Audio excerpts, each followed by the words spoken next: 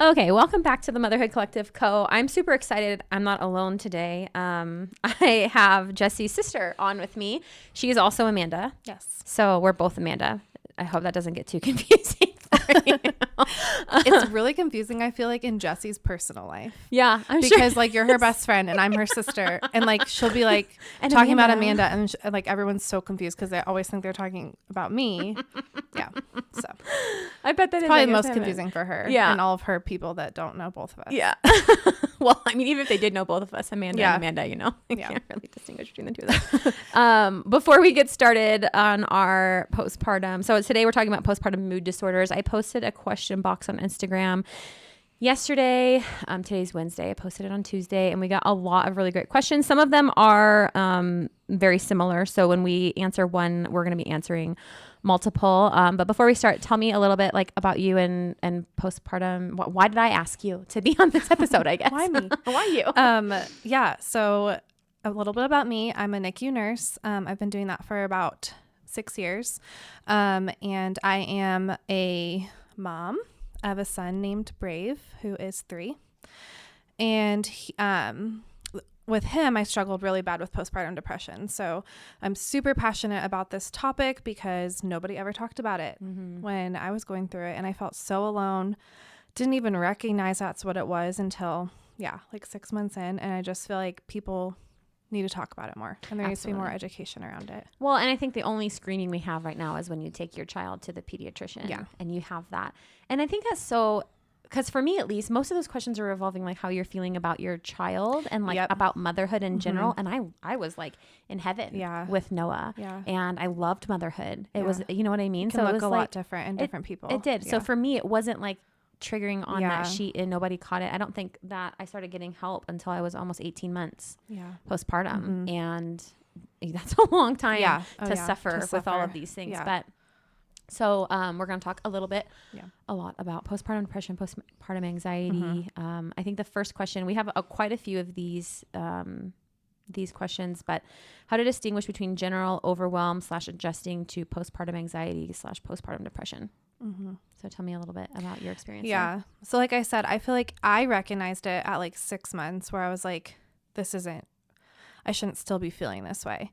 But I didn't even, like you said, like I didn't even like seek help or really even start like trying to heal until it was like a year. Yeah. But I would say like, that first 2 to 3 weeks, there's this massive hormone plummet.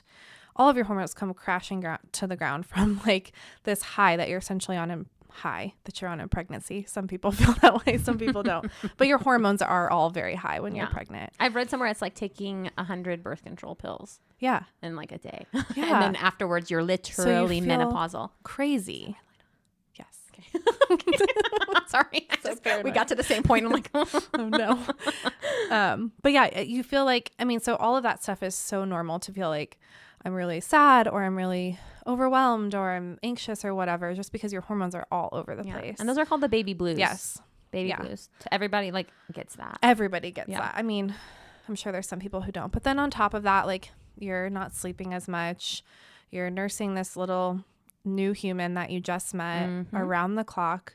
So all of that is going to spark some emotions. Yes. That's all normal. I feel like when it becomes not normal is when it lasts longer. And then when it starts to really like interrupt your life. Yeah. What made you realize like this isn't normal? I guess let's answer that. I feel like the thoughts that I had very early on, I would share sometimes, like later on, I would share how I was feeling, and the reactions I would get was not like, oh yeah, I feel that way too. It was almost like, whoa. Like you don't picture your child falling down the stairs and their head open and brains falling out. Oh yeah. It's like, what? That's not normal. Really? Because I literally have these thoughts all the time where like, I don't know. I remember one time saying, and it's so heartbreaking when I say these things like 3 years later, because I love being a mom and I love my son so much. But when he was like a month old, I remember saying like, I don't want to be his mom. Oh yeah. Like I don't. That's hard. Yeah. And I just remember saying that and then hearing myself say that. And I'm like, that's not right. Yeah. Like something is not right with that statement. Yeah. And so I think the things that I was thinking and saying kind of were my like trigger that something was not right.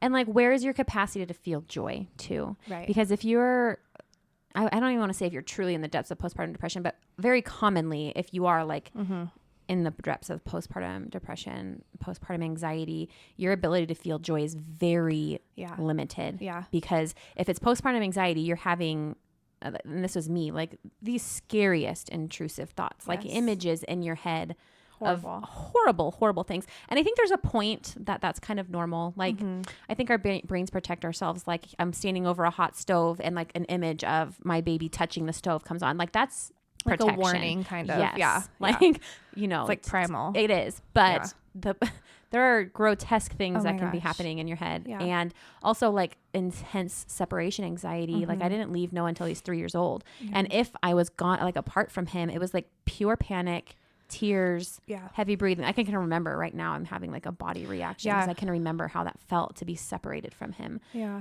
Not normal. Yeah. And for me, it was like I had night terrors, really bad night terrors.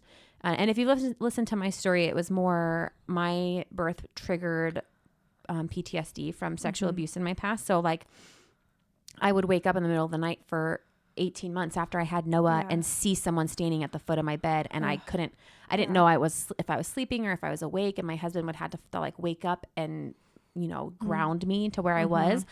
Dissociation could be happening. That was something that was happening with me a lot. That's a very, very scary thing where you don't feel like real, like your body isn't actually there and you're like in a simulation or something, like everything looks fake. It's a very bizarre feeling. So that if you're experiencing any of those things, not normal.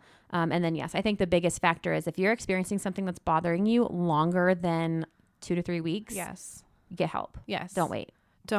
Oh my gosh, seriously, don't. I wish I could go back and just like tell myself that, like, you need help. I know, because it was a long time before I figured it out. I know. Someone asked, intrusive thoughts help. Oh my gosh.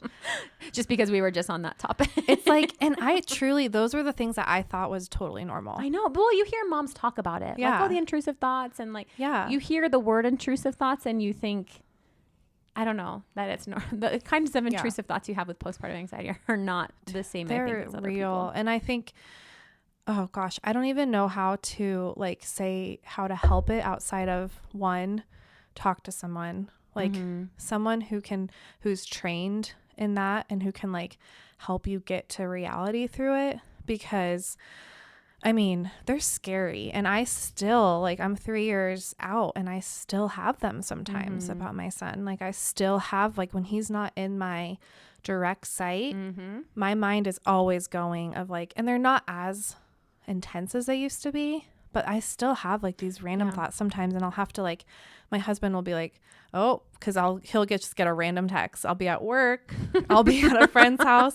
And I'm like, I just have to say, don't do this, or watch out for this, or whatever, because that's how I kind of like cope with it, is like, I need to say it and I need to verbalize it. And so I'll verbalize it to my friends or to my husband, my poor husband.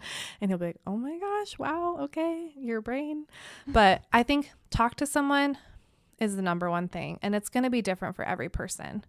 For me, I'm a faith-based person. So I always pray about those thoughts. Like if I have one of those, it immediately goes to prayer, because it's not true. Yeah. And I mean, even today I was driving to where I was going before, and I was having these just weird thoughts and anxious feelings about my son, and just prayed about it. And then I was fine. Yeah. Oh, that's so good. So just like letting it go through prayer. But I also think voicing it, because it makes you like feel way less crazy when you voice it to a trusted person. And even if they're like, I've never had that thought before, you putting it out in the light instead of it just being like stewing in your head. And then you feeling guilty because you have those thoughts, and then you think, oh my gosh, what is wrong with me? What is wrong with me? Why am I picturing my child in these ways? This is not okay. Yeah. Yeah. You're not crazy, but voice it so that either someone can tell you, whoa, there's something going on here that's a little bit deeper, or they can say like, hey, like, those things are not realistic. It's not going to happen. My sister-in-law's a therapist, and this was like the first question I asked her, which kind of triggered me to think, something might not be right outside of my night terrors. And I told her like a specific one that I had. And it was like, you know, my son getting shot. Like he doesn't have access to a gun. Yeah. But like I could picture what that would look like. And it upset me so bad. Like I couldn't sleep the night before. So I just asked her, I said like, I had this thought when, you know, what do you think about this as a therapist? And she first told me, she's like, I kind of think that some of the other things you're telling me, I think maybe you should get help. But she also said, a lot of this is your brain really trying to protect your child. She said, thank your brain for the thought, for the protection, and then also tell it that that's not helpful now and move on. So I still do that. Like if I have that, I'm like, that's good. Thank you. Not helpful in this moment. I'm going to move on now. And I just pivot and I don't sit there and stew over it. And so if you're having just like typical intrusive thoughts, I would say that might be a good strategy. I really like that. I really like that because it is true. It is a lot. We love this human being so much. And you've never experienced a love like this before. And you've also never experienced so much like out of control feelings about them. And I think that's what for me, it was like, holy moly, I love him so much. I've never loved another human being this much. And there's so much that can happen to him. And he's his own human being. And all of a sudden they go from being inside of you where like you're I mean, there's things that can happen inside, but you feel more in control a little bit. And then they're out and there's people who are sick and there's people like there's cars that crash and there's all these things that happen that you just feel like there's not as much control. You know what I mean? And so I think it's just like, like you said, your brain recognizes, whoa, we love this so much. How are we going to keep this around? Like it could kill me if I lost it. Type of love. Absolutely. First signs of postpartum depression, postpartum anxiety. I think we kind of covered this. I think intrusive thoughts are a big one. I think the inability to experience joy or to cope. Like if you are just not coping with all of the changes, because the changes that you have after you have a baby are intense, and it will continue to be that way after you have your second. You're getting used to a whole new set of things. Like you know how to breastfeed, you know how to change diapers, your body's used to the exhaustion, you got that, but there's like now balancing two loves, and there's like a lot going on still. So I think the inability to like cope and adapt is a big one past a couple of weeks. Would you add anything else to that? I think I just, when I was going through it, I just became someone who I didn't recognize. Like it just wasn't like, I was kind of like a shell of myself. Okay. And I feel like that's kind of vague, but it's like, I just remember feeling like, maybe it's a dissociation thing. Like when you said that, I was like, oh, that kind of like resonates, where it's like you're living your life, you're going through the motions, but you're not fully like there. And I don't know. I feel like there was so much for me. It was like I said, a lot of the things that I was just like saying over and over that I was like, oh, I don't like that I'm saying that or thinking that.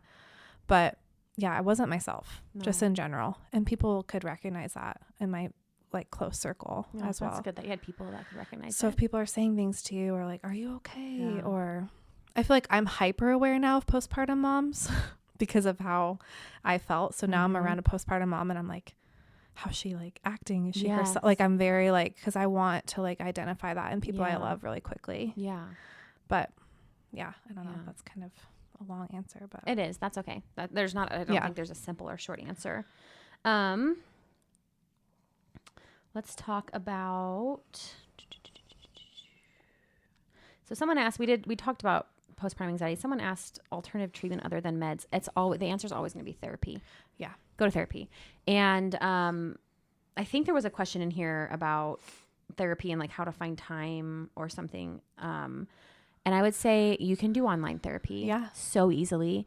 And maybe we'll touch on this a little bit later in the episode. I am of a pretty firm belief that postpartum anxiety and especially anxiety, but also postpartum depression to an extent comes from trauma, like past trauma that you have not healed. And I don't know what that was for you. And maybe it is just your career because you've seen a lot of freaking 100% scary things. For me, it was the sexual abuse, but like that your body keeps the score. Like there's an actual book called Your Body Keeps the Score. You should read it. Yeah, I know. I do need to. You should. And we have, Jessie and I did an episode on this. Yeah. It's a PTSD and EMDR episode. So if you are the person that is interested in therapy, I would love for you to go listen to that episode because we really break it down.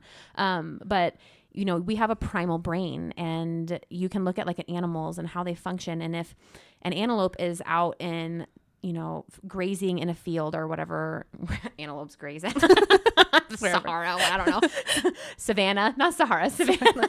But if an antelope's grazing and then, you know, it's completely unaware and it's attacked by a lion, somehow it gets away. For now on, for its entire life, it's going to be hyper vigilant. Yes. Because if it hears a sound, it is going to run. Its primal brain takes over. It's not in control of its body. Yep. It bolts and it's going to get to safety. We do the same thing. If we have a trauma in our life, whether it was from something that happened directly to us, or in your case, you seeing all of these insanely traumatic things, your body keeps the score of that. And it remembers, I'm not safe, or my baby's not going to be safe. Somebody's not safe. And the second something triggers that, your body reacts. Yep. And that's what causes all of that. So I would say EMDR, is a type of therapy that you can totally do at home with an online certified therapist, or you can go to, I think it's psychologytoday.com to find an EMDR therapist. But what they do is they help you. It's eye movement reprocessing. And they just basically help you take those traumatic memories and file them in the correct spot. Because when something traumatic happens to you, your brain doesn't know what to do with it. So when you're sleeping and you're going through your REM cycle, it doesn't know where to put it. Right. So it puts it in the, okay, I need to watch out for this box, right? And EMDR kind of helps pull that out of that box and stick it into this thing really sucked, but it's no longer happening to me box. And it's like the most researched form of therapy. They do it on all of our vets that come back from war. And it's just really great. And it helps you get through things really fast. It's intense, but within like 2 sessions, I was no longer having night terrors. And I noticed a huge, huge difference. So anything, that's the only thing I would say to alternative. Also with postpartum rage, not like an alternative treatment, but nutrition. You really need to focus on nutrition. Yeah. Because if you're breastfeeding, you're exhausted, you're overstimulated. And to top it off, if you don't have anything in your body, you don't have the mineral stores, the nutrient stores to like show up every day, of course you're going to be angry and cranky, and you're going to snap at your kids more, and you're going to be depressed. So making sure, like for me, running labs, I had insanely low like magnesium and B vitamins. I was going to say magnesium is huge. Like a magnesium deficiency is very closely related to these mood disorders. Yes. Get some magnesium. Yep. And there's a ton of different forms. This is where it gets tricky. There's a ton of different forms, and to each person, they will affect you differently. For me, magnesium glycinate is the way to go. Yeah. I could take 2 of those if I'm having a bad day and notice a huge difference in my anxiety. Yeah. But you do kind of have to play around with it. And make sure it's like a high quality. Yeah. Like don't just like Google Amazon magnesium and just get whatever. Yeah. Yeah. You can work, if you're really curious about magnesium or like supplements, I would say hire like a functional doctor. Yeah. Go get some labs run. Totally. And get some help with it. I totally wish I would have done that because I neglected myself so much. It's so easy when you're a new mom to neglect. You're so focused on your new baby. It's so hard to focus on yourself. And I ate horribly. And I mean, I didn't gain, like I gained the normal amount of weight pregnant, 25 pounds, 30 pounds, whatever. I gained like 40 pounds postpartum. Oh, wow. Yeah. Because I was using food as coping, and I was eating horribly. I was not doing supplements or minerals, nothing. Yeah. And I really do think that was a huge part of it. Yeah. So yeah, if you're looking for something outside of medication, because I didn't go on medication. Should I have? Maybe. If it happens again, I probably will, because I suffered way too long. Yeah. But I mean, yeah, nutrition, therapy, sleep when you can. Just ask for help. Yes. Just ask for help. Yeah. I think as first-time moms, it's so easy to be hyper independent. Don't let yourself do that. If someone offers like to do something that you're comfortable with, like drop off meals or whatever it is, if you're comfortable having someone come hold your baby while you nap or shower, do that. Like whatever you're comfortable with, get help from your family and friends. Totally. Yeah. All right. Sorry, I'm trying to get through the repeat questions, you guys. How do I prevent this or be in tune with my emotions? And there was a couple other questions like, how do I like proactively fix this? And I think as a first-time mom, it's hard because you don't know if it's going to happen. You don't know. You don't know what the triggers are. You don't know how it's going to present itself. How would you answer? And then I'll go. I would say, like, if someone could sit me down and say, this is going to happen or this might happen, like, this is what I'm so passionate about, is like, these are the ways that helped me. And I think we've already listed a lot of them, but like, just be really honest. Like, you don't need to fool anybody. You don't need to put on a show of like, I mean, there's so much expectation, especially with your first baby. Like, I remember thinking like, I've wanted to be a mom my entire life. Why don't I love this? Yeah. Like, this is supposed to be the fulfillment of everything I've ever wanted. And I didn't like it. And I was like miserable in it. And instead of like just saying that to people, especially early on, I mean, I didn't start talking about it, like I said, till I was like 6 months postpartum. I tried to pretend and put on a brave face, like, yeah, this is great. I'm not suffering. So I feel like just being really honest, like, that's proactive, because it's like, wait, this is lasting more than 2 or 3 weeks. I'm going to like talk to somebody about it, whether that is your OB or your midwife, or they can get a referral out or whatever. We had another question is, how do you know someone is trustworthy enough to tell? Yeah.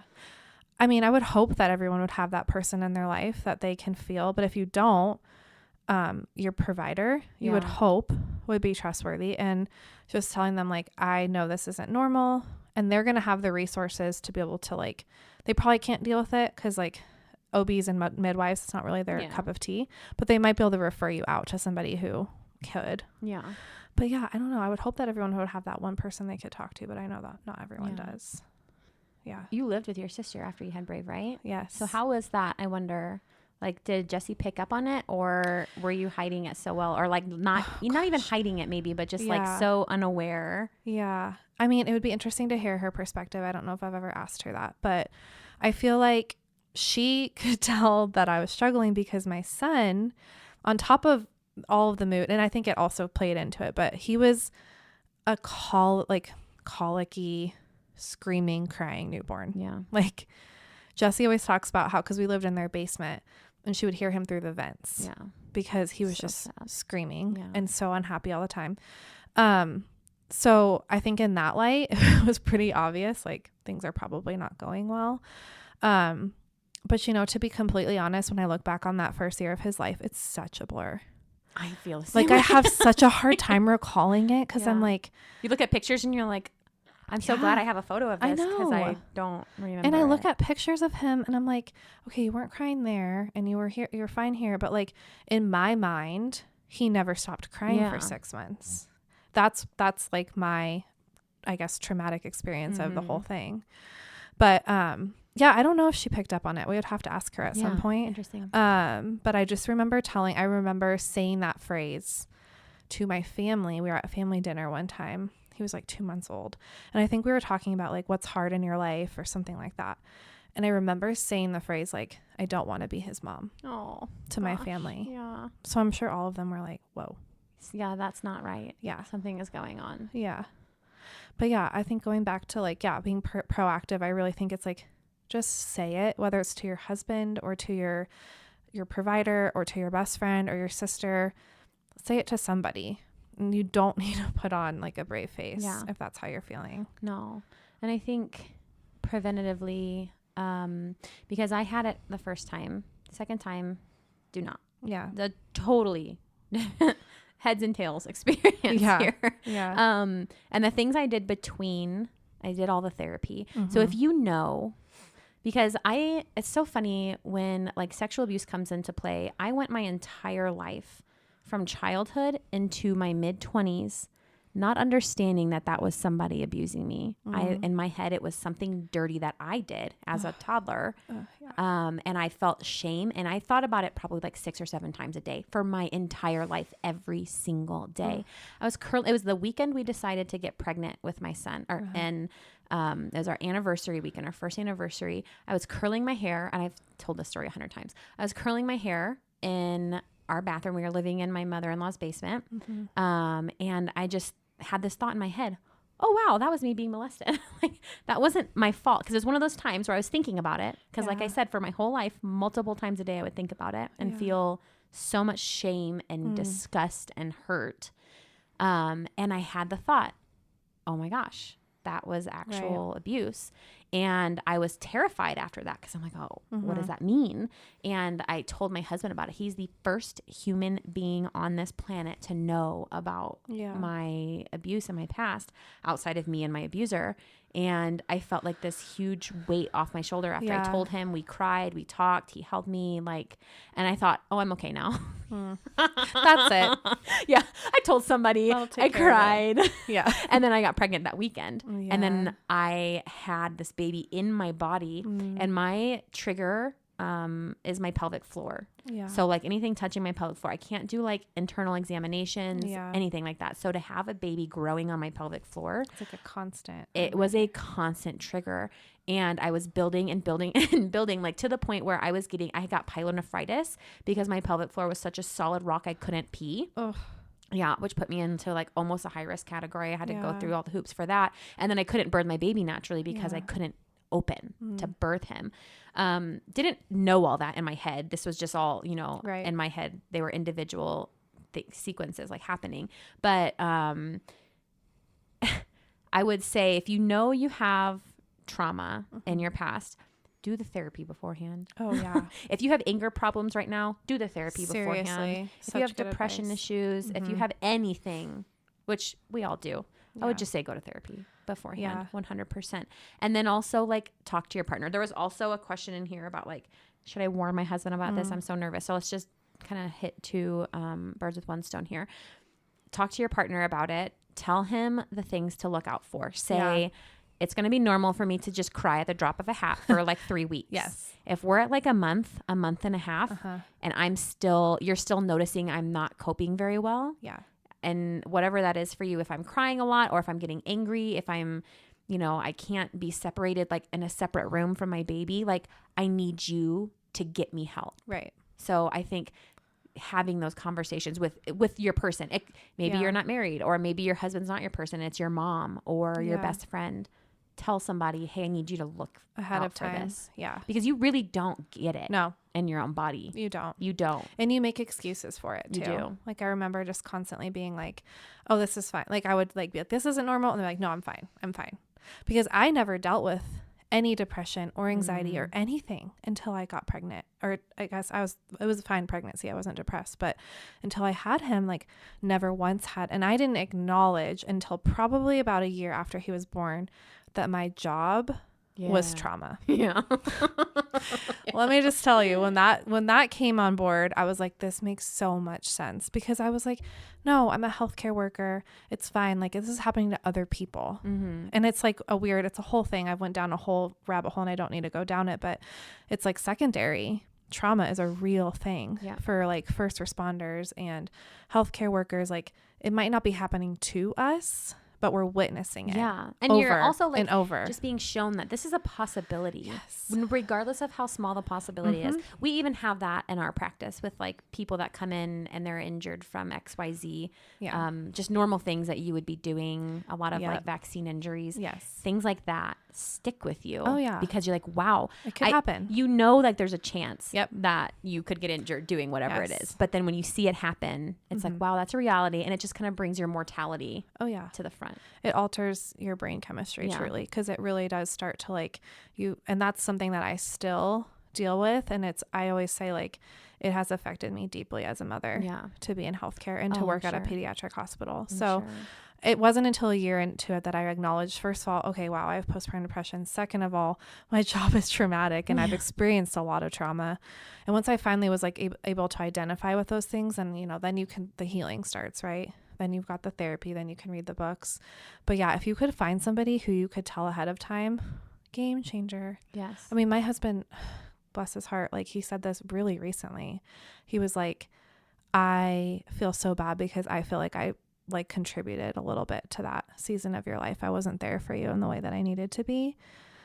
And I was like, it kind of like took my breath away when he said it, because I was like, I didn't ever like think about that with him. Like, I didn't blame him. I didn't really think he played a huge part in it. But when he said it, it was like, oh, maybe there was a part of that. A little validating. Yeah. Yeah. Yeah. Like, thank you. Yeah, exactly. And so this time around, like, he knows. Yeah. He knows what to look for. Yeah. He knows like that we're going to be a team in this next time. And it's so hard, because when you go into having a new baby, it's so exciting. Yeah. You and your husband are excited. You're picking out the things. You're having all the conversation. Well, not a lot of times you're not having important conversations. You're picking out the name and you're talking about like, what if it's a boy or a girl? Yeah. But what you don't understand is your relationship is about to go through fire hard. I don't care if you have the easiest baby in the world. You are about to be put through fire because your relationship's going to change. Your relationship dynamics are going to change. You're going to have to go through the roommate phase. You're going to have to go through, a health. It's not a health crisis, but it is like hard to watch your wife birth a baby. Yes. Regardless of if it's like a home birth and peaceful or it ends in cesarean, there is still a trauma that comes along with that. Yeah. It's pain. It's endurance. They've never seen you like that before. Exactly. Yeah. So having some seriously vulnerable conversations before you have your baby, I think is also a way to prevent this. Oh, totally. Open up. Tell your husband like your biggest fears. Tell your husband like what you don't want to happen to you postpartum. I don't want to be sad. I don't want to be stuck in the house. Because then he's going to know when you're stuck in the house all the time and you don't want to leave, like, this isn't what she wanted. This isn't normal. Right. We need to pivot. We need to do something. So be open, be vulnerable. It might be uncomfortable, but the more you do it, the easier it gets. Yeah. I would also say something I did between my first and my second. I was an athletic person growing up. Like I would say people would laugh at me. I was a competitive cheerleader like my whole life, which is an athletic thing, I think, but I wasn't like a basketball player. Yeah. I mean, cheerleading's athletic. I think so. But like I was always in a sport. I was like cheer captain, always in a sport. And then when I got into college and I was too old to be on the teams, like I kind of stopped doing that and I was all academic. I got my doctorate degree and it wasn't really working out. I worked out like a little bit with Brady before we got married and like a little bit after our marriage. But once I got pregnant, I kind of stopped because we were opening a practice and I was tired. Really tired. And then once Noah turned around a year, I really got into weight training and like not working out to be skinny, to look a certain way. It was literally just to get strong. Yep. And it was actually because I couldn't close the trunk of my 4Runner after I had him. I'm like, this is bad. So that was my goal. Close the trunk of my 4Runner. I got there pretty quickly. But now as postpartum round 2, like I couldn't wait to get back. And it wasn't like working out. I was just like, I can't wait to go on a walk. Yep. I can't wait to move my body. Yes. I cannot wait to do this. And I had a cesarean, so it took a little longer than I had planned on. But I got back in the gym really quickly. And I noticed on days where like I'm too tired because I was up with Lily or whatever, and I'm not going to the gym. Like those are harder days for me mentally. And Lily's 5 months old now. I still have hard days. Like there's still times, like especially with this sleep regression, that she's feeding a lot in the night. I wake up, or she doesn't want to be apart from me in the day, and I'm like, I have a hard time coping if I'm not in the gym. So like find the way your body likes to move. Absolutely. It doesn't have to be strength training. That's like just a huge part of my story too, because like, I didn't work out much at all when I was pregnant with him. And then for the whole year postpartum, never worked out. And I just treated my body horribly. And I hit a year and we ordered a Peloton. And I still remember, like, it sounds so cheesy. And I know people are like, Peloton, it's not that much of a workout. But that bike was therapy for me. Like, I would get on there and I would cry during these rides because they have like, they're talking to you, the instructors. A lot of them are pretty like, there's like mental health rides, all that stuff. I would be like bawling doing these rides. But they were healing. Yeah. 100%. And moving my body and getting those like that's like natural medicine. It is. Like the endorphins and the oxytocin and everything that's like released during that, it really does help. Yeah. And like, please don't go work out because you want to bounce back. Like literally just go move. Do it for like the mental health part of it. And like you will how enjoy you're it feeling. So much more. don't do it because you need to bounce back and you need to look skinny or whatever. And that wasn't even my goal. I was trying to be a healthier person because I had treated my body so horribly for a year. But man, that made a huge difference. And that was the turning point for me. Do you know what's interesting is, so through all my EMDR, have you ever done EMDR therapy? No. You should. I know. I think I should, especially after this conversation. I'm like, yeah. But a big part of EMDR therapy. So just to kind of cover what I want to talk about, EMDR therapy, you're going to go through and like relive your trauma, and you're going to follow their finger, and your eyes are literally going to go through a REM cycle.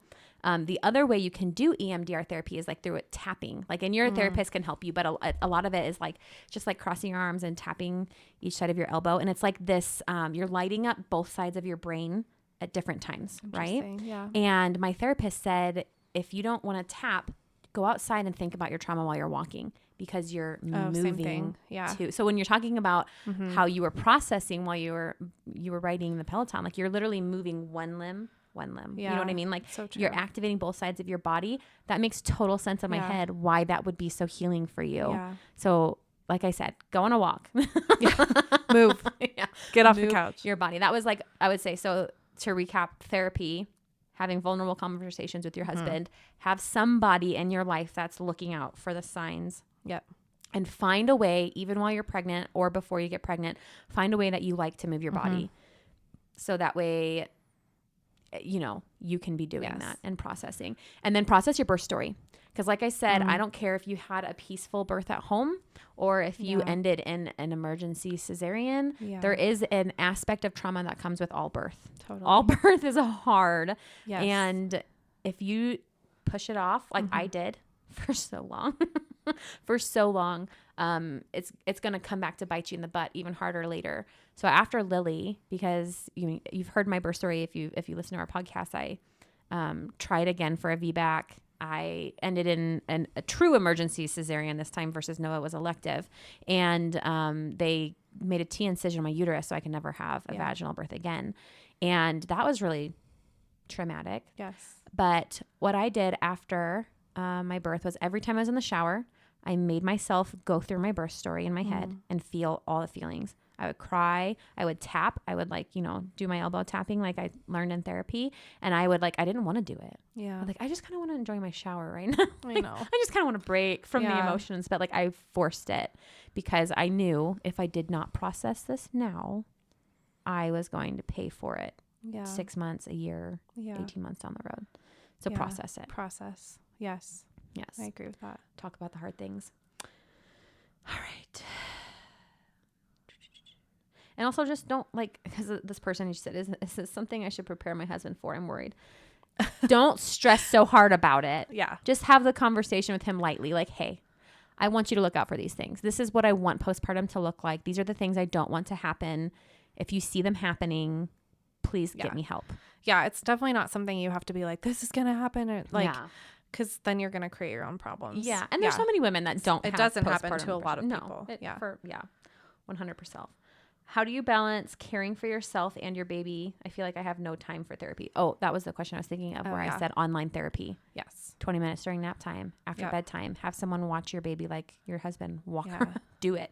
But how do you balance caring for yourself and your baby postpartum? It's really hard. There's no balance postpartum. It's really hard. Yeah, I think that word is like a double-edged sword.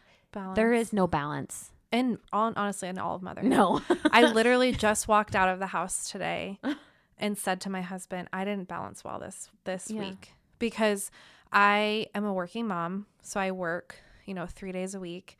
And then, it's hard because I'm like, I have my friends and I have my family and I have all these things. And I feel so weighed down sometimes by trying to balance it all. And I had this mom guilt as I was leaving tonight because I was like, oh, I'm away all night and I was away last night for something and now I'm working tomorrow and it was just that exact word, balance. Yeah. But it doesn't exist. It doesn't. It's a fabrication. You cannot do it all. You won't do. And you know what? At 1 week, you're probably going to be really good in one area and maybe not as good in the other area. And the next week you're better in that. You just have to look at it as a whole picture, but caring for your baby and you postpartum, I mean, I do really think that women neglect themselves. They do. Because we are so selfless by nature. It's like, this baby is all that matters. But the thing is like, you're still a person. You still matter a lot. And your experience of the whole thing matters. And I think that's getting a little bit more talked about now with like birth. Because I think for a long time it was always like, oh, as long as it's a healthy baby, it's fine. And now like things are turning a little bit towards like, no, like it actually matters a lot about how the mother's experience and their trauma and everything else.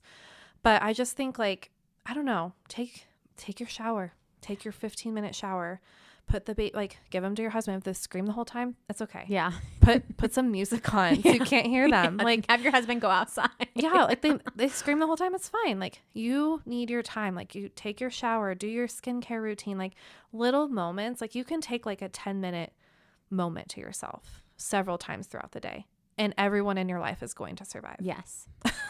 You don't have to be like a martyr to motherhood. And I feel like that happens so much with people where it's like, oh, it's all that matters is the kids. And it's like, no, that's not what matters. And your relationship with your child will suffer as you get older and they get older if you don't. They notice that. Yeah. Yeah. And if you're not enjoying yourself in motherhood, your kids are going to know. Yeah. She doesn't like being my mom. Yeah. And you know what? My mom is so wonderful. And one of the things that I honestly always admired about her, truly her whole life, was that we were not her life. Like she was such a good mom and she raised 5 kids with a husband who was a pilot who was gone for like weeks at a time. I don't know how she did it. Literally, I tell her now all the time, I'm like, Mom, I don't know how you did this because I can barely do it with one. But like she had friends and she would go out on girls' nights. Like she would have her friends over. Like her and my dad would go on date nights and they leave us with a babysitter. And it's like, that to me was cool when I was a younger kid. Because I was like, do kids really want to be your whole life? Not really. No, they don't need that responsibility. No, they don't. I mean, when they're little, it's different. But as they get older, like they're going to notice if you're dependent on them when they try to go out and have their own life. Yeah. I saw something, there's like I don't know if it's viral, but it's a theme on Instagram right now. It's like you can either be A, productive, 2, present, 3, like fun. I don't know what it was. It was like she picked like 3 areas and like pick one today. And I think that applies to a lot of situations. You can be a good friend, a good mom, a good, I don't know, fill in the blank. Just pick one because you can't be all 3. You cannot. That's not going to happen. And when you try, you end up feeling like a failure in all of them. You do. And that's how I was feeling tonight when I left my house. Like, don't do that. I felt like, oh my gosh, I suck at all of this. Yeah. And it's like, no, that's not true. So balance doesn't exist, but you can definitely take care of yourself. And it's just going to look different. You're not going to have unlimited, especially when you go from 0 to 1. Like you're used to having all the time in the world. Like do you ever think back to like what you did with your days before Noah? Because literally sometimes I literally like, what did I do? Yeah. And I'm kind of thinking that now, like when I just had one, I'm like, what was I doing when there's just one independent? I think about that all the time right now as I'm cooking number 2 and I'm like, he still takes a nap for 2 hours and I'm like, I'm just going to like soak this up because I know it's ending. Yeah. But I don't remember what I did with my days, but I just had unlimited time. Yeah. So like you're going to have a big wake up call from 0 to 1 where all of a sudden you don't have unlimited time. You know what's funny is I made a reel and it was like the hardest transition was 0 to 1. Some people got mad at me over that. They're like, oh, really? I had such bad time from 1 to 2. I'm like, well, I'm sorry. I mean, everyone's going to have their opinions about everything. But I think you're at 0 to 1. I haven't had 1 to 2 yet, but I really do think 0 to 1 because you are like, your whole world is blown up. It is. And you have to get used to things you didn't have to get used to with number 2. Or you don't know how babies operate. Yeah. But give them to your husband. Let them cry. And you do your thing. Have your non-negotiables. Yes. I love how you said skincare routine because that was my first thing that I absorbed into my life. That was like my time.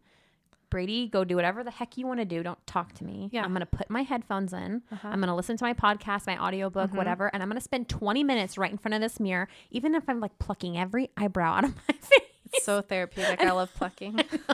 I do the same thing. And I'm going to just have my me time. And I think that that's becoming a little bit more important after I had 2 because now I have 0 breaks. It's like not only do I have Noah, who is 4.5 and wants to show me everything, you know, he's so excited about everything's new and it's so fun, but then I'm doing it while I'm breastfeeding and I'm overstimulated. Yeah. You know what I mean? And I get to the end of the day, and I said this the other day, because I do feel like I felt like this after Noah, but I was talking to Brady. I'm like, he's like, what are you doing? I'm like, I'm just scrolling on my phone. He goes, why? Because it's like not something I usually do. I'm like, I need like an hour. Mindless. Yeah. Where my brain is turned off and I'm not worried about what you're thinking about what I'm doing because I don't let my kids see me on my phone. So it's like, unless I'm taking pictures of them, like, I just want to be myself for this time. And you can totally take that. Yeah. Take it. Yeah.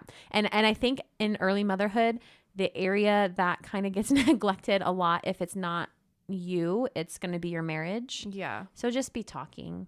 Let your husband know like what's going on. Like I acknowledge that this is neglected right now. It won't last forever. Yeah. I'm really sorry. I do love you, but I need this time to just go be Amanda right now and not Mom. And it won't last forever. It won't. Oh my gosh. That's the thing that I feel like going from 1 to 2, at least you have that perspective. You do. It is a huge game changer. The baby blues with Lily. I'm like, okay, I can do this. Yeah. Like, crying you know because there's a sappy commercial on, or like because like I'm processing my birth, like, whew, I got this. That's totally know that fine. it ends. And like having little kids, I was just talking about this with friends like earlier tonight. When having little kids, it's such a small window of your life. Yes. Like truly in the grand scheme of things, it's so small. So having that perspective of like, right now I'm not really sleeping 10 hours through the night. Yeah. I don't have 30 minutes to do my skincare routine, but someday I'm going to have it's not my time right now. Hours to do this, you know? Yeah. And then I'm going to miss when I had these little kids needing me all the time. I know. I love it. Yeah. I love that. I don't know what question we were answering. I don't either. On that, but I hope we answered it. We got a tangent a little bit. How, let's see. How can I talk? No, let's do this one. Chemically, what is happening in your brain postpartum and how does that translate to mood? I hope that makes sense. So we talked a little bit about like while you're pregnant, you have 100 birth controls worth of estrogen and progesterone and prolactin in your body, and then you have a baby and you're literally menopausal. You're a 65-year-old woman. And that's within like 48 hours. Yeah. Okay. So chemically, that's what's happening. Then let's add on that you are freaking exhausted. You're physically exhausted because you just ran a marathon of birth. I don't care if you planned a C-section. More so if you had a C-section, because now you're recovering from a major abdominal surgery that the medical community doesn't view as a major abdominal surgery. Yeah. And then you're sleep deprived because newborns have to wake up to eat because their blood sugars don't regulate like ours do. So they should be waking up to eat. And, you know, your body doesn't look the same as it did yesterday or 6 months ago or 5 years ago. This is a whole new body. It also doesn't look the same as it will in a month or 2 months or 6 months or a year. Okay. So don't freak out to that. Your boobs are leaking, it's hurting, and you're getting used to breastfeeding and being overstimulated. That's a lot on anybody. Yeah. That is, that's all at once. Literally at one time. Though those first couple of weeks, it's like you're an alien in your own world and your own body. It is insane. So of course you're going to be irritable. Yep. Of course you're going to be sad. Of course you're going to cry a lot and you're going to wonder if this is normal and what's wrong with you. Give yourself some grace. Yeah. Yeah. 100%. All of that. Yes. I don't have anything to add. That was literally exactly how I feel. Let's talk about, because we're coming to the end of our time here, and I think we've answered most of these, even if it wasn't the exact question. How to help a friend who has postpartum depression or postpartum anxiety. Since we've both had it, let's each go through like what we think would have been helpful during that time. Yeah. Well, I had the complicating factor with my son also of being in the midst of COVID because he was born in October of 2020. So literally like the height of all of it. So I think looking back, I had such a lack of community. And I was telling my sister, like, you know, we set up a meal train for her and I'm like, oh my gosh, you have like so many people bringing you meals. Like, that's so amazing. And I was like, I didn't have one single person bring me a meal when I had Brave. Not one. And I feel like it's just like, just showing up. And if that looks like bringing a meal or if that looks like whatever, but like asking them, what can I do to be helpful? Yeah. And like, they might not know. And if they don't know and they say, oh, I'm good, then that's when you like drop something at their doorstep. Yes. Or you say, okay, well, I'll be here at this time or whatever. You have to be a little bit more pushy if sometimes people don't really know what they need. But I mean, if just like one person would have just like brought me a meal, I mean, that's just like so simple. But I mean, you can just show up for somebody, be there for them, offer a listening ear. Yeah. And if you know, like one of your really good friends is going through that and you can recognize it, then I think you can get even more intentional with like, do you want me to reach out for help for you? Or, you know, things like that. But I don't know. I just felt like maybe just being in community in general would have changed my outcome so much. 100%. That's, I think, why this whole thing started. Yeah. Because I didn't have a community. And I met your sister because of something we shared, a trauma we shared. And I thought, wow, this is changing things. Let's do something with it.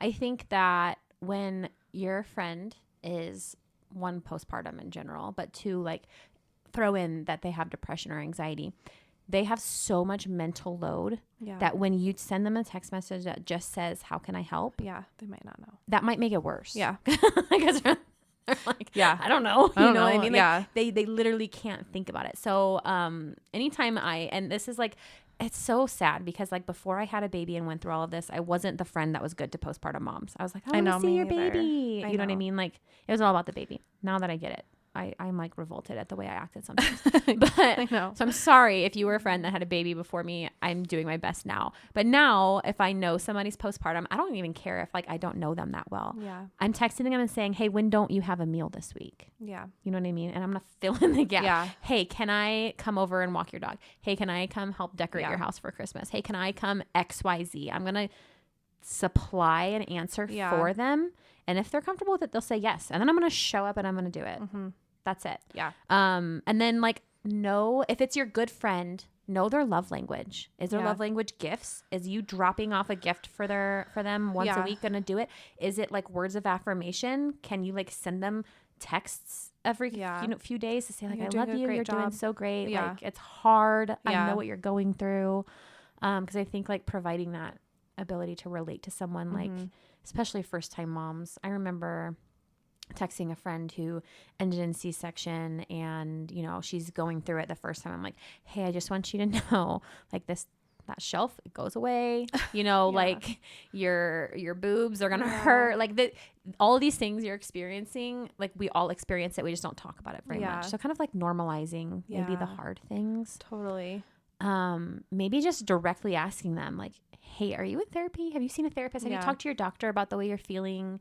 Have you considered medication? Yeah. You know, and coming from a place of like understanding, I think too, it's like not that I'm like sitting here analyzing how you're acting, but it's like, hey, I recognize that because I felt that way. Yeah. And I think it sounds a lot more gentle when it comes like that. It does. But care for your mama friends. Yeah. Or like ask them to go on a walk. Yeah. Because again, their brain is probably not processing things. If you could get them moving and then ask them questions, could be a game changer. But I think the biggest thing is just give people food. Feed them. I know. That's so true. Feed them. And we as like a mom, if you're preparing to give birth, like set up your own meal train. If you don't think you'll have that, like I set one up with my church, fed me for 2 weeks. I set one up with my subdivision. Someone asked me, like we had just moved into the subdivision 2 weeks before I gave birth to Lily. And someone asked me in the subdivision, like, hey, is there anything we can help you with? Because like these people, they've kind of offered to see if you want anything to help with. I'm like, actually, I need meals on these days. Could you do that? Like I just, because with Noah, I would have never. Oh yeah. I would have never. I would have been so ashamed to do that. But I did it and it was great. Yeah. You know what I mean? I'm the same way. Like this time around, like I'm going to be very vocal about my needs. Yes. Because the first time, like you said, you want to do it all by yourself and but like, set it up on your own if that's what it takes. Or like if people offer, then say yes. If people say, I want to bring you a meal, don't be like, it's okay. No, like, don't do that. Just say yes. Yes. That would be wonderful. This is the day that works. This is the food that we like. Yeah. I don't even ask. I'm just going to show up at your doorstep. I'm going to give you food. Yeah. You can put it in the freezer if you want. I don't care if you eat it. I just want to give you something because it's so hard. Like I said, I feel like I would have like literally just started crying on the spot if someone would have done that one time. And I know it was a weird time in life. COVID was weird. People were scared. I know. But it would have made a huge difference. I know. And I just feel like even then, because I had Noah July of 2019. So not like too far. It was like a year before you. But I feel like even then the motherhood community was so different. Instagram was not a place of education and like telling truth. Instagram was a pretty place to post your pictures. Yeah. And I think it's changed a ton that we're kind of all talking about like, hey, this is actually hard on all of us. Yeah. And I think that support is a lot easier to give now because we're all relating to each other a little bit, which is really beautiful. Yeah. Could have happened a lot sooner. For real. But it didn't. But yes. And then I don't know what else I would say to that person that asked, how do you help your friend? Yeah. No, I think food and show up. And if they have an older kid and that person trusts you, offer to take their older kid. Because like one of the hardest things I experienced in my postpartum this time around was mourning the time I had with Noah and feeling like I'm not a mom guilt person. I never really was when I had Noah. Like I never really, I mean, you feel guilty a little bit, but it's nothing I ever harped on.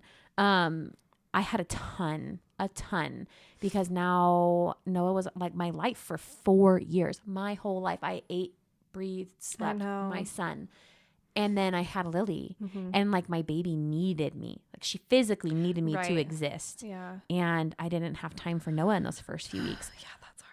It hurt so bad. I can feel it already. And he'd recognized it. He was never angry with his sister. Yeah. He was angry with me. Yeah. And, you know, he would say things like, you know, oh, you're not cuddling with me. You're not holding me. Yeah. Why aren't we going to the zoo today? Why aren't we? And like, I would just sob. So like some of the most meaningful things were like my mother-in-law coming to take Noah out on a date. To go do something fun. Do something fun with the older kid if you have relationship there, because they're going through something hard and you will do nothing but make that mama feel so much better and so much less stressed if their big is feeling love. Yeah, that is so true. That's such a good tip. Yeah. I'm like tearing up thinking. I know. It was so hard. I'm still kind of, like it goes away. Hormones, just so you know, the first couple of weeks after you have your second, I'm sure it's the same with your third, fourth, whatever, but it's so freaking hard, but it normalizes out. I would say once I hit a month and like I was able to get up from, you know, I had a cesarean. So like walking was hard for the first couple of weeks. Once I was able to get up, wear Lily, and then I could do more things. Yes. Yeah.